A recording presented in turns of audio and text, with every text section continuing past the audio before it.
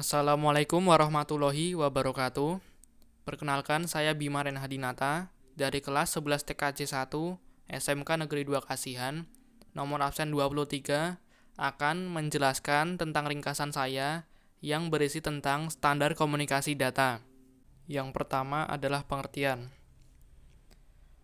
Standar komunikasi data dirancang untuk melayani beragam pengguna yang menggunakan berbagai macam perangkat.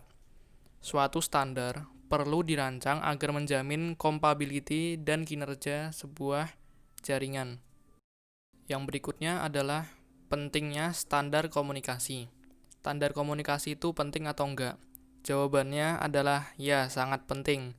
Standar komunikasi data sangat penting agar komunikasi berjalan dengan lancar dan komunikasi tidak terganggu, juga agar mendapatkan kemudahan saat troubleshoot, atau misalnya saat kita mengalami masalah dengan komunikasi, kita akan lebih mudah menemukan suatu masalahnya.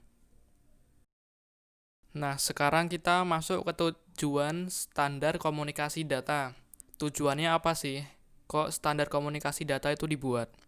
Tujuannya adalah untuk melakukan deteksi pada koneksi media komunikasi data. Hal apa yang dilakukan untuk troubleshooting pada perangkat atau pesan? Bagaimana cara mengoperasikan peralatannya, dan lainnya. Berikutnya adalah contoh dari standar komunikasi yang biasanya kita ketahui. Sebenarnya ada banyak standar komunikasi data itu. Cuma di sini saya hanya meringkasnya menjadi 3. Yang pertama adalah FCC. Federal Communication Commission merupakan organisasi yang bergerak di bidang pertelekomunikasian. Organisasi ini yang mengatur segala jenis komunikasi keluar ataupun masuk ke Amerika Serikat. Tujuannya untuk mengatur komunikasi wireless agar tidak terjadi kesimpang siuran maupun penyalahgunaan dalam hal penggunaan sinyal yang digunakan dalam teknologi wireless. Yang kedua adalah ANSI. ANSI atau American National Standard Institute adalah sebuah kelompok yang mendefinisikan standar untuk industri pemrosesan informasi. ANSI berpartisipasi dalam merepresentasikan Amerika Serikat dalam hubungannya dengan badan-badan penentu standar internasional lainnya. ANSI adalah yang mengkoordinasikan aktivitas yang berhubungan dengan standar dan memperkuat posisi Amerika Serikat dalam organisasi standar nasional. ANSI membantu dengan komunikasi dan jaringan. ANSI adalah anggota IEC dan ISO.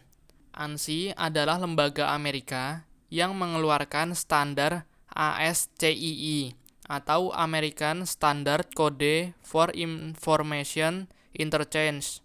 ASCII merupakan standar internasional dalam kode huruf dan simbol seperti hex dan Unicode, tetapi lebih bersifat universal. Yang terakhir adalah ISO. ISO adalah badan penetap standar internasional yang terdiri dari wakil-wakil dari badan standar nasional setiap negara.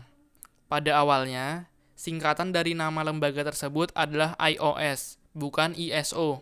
Tetapi sekarang lebih sering memakai singkatan ISO. Pada awalnya, ISO dibentuk untuk membuat dan memperkenalkan standarisasi internasional. Dalam menetapkan suatu standar tersebut, mereka mengundang wakil anggota dari 130 negara untuk duduk dalam komite teknis atau TC, subkomite atau SC, dan work group atau WG. Demikian ringkasan dari standar komunikasi data dari saya. Jika ada yang salah atau kurang lengkap, saya mohon maaf. Wassalamualaikum warahmatullahi wabarakatuh.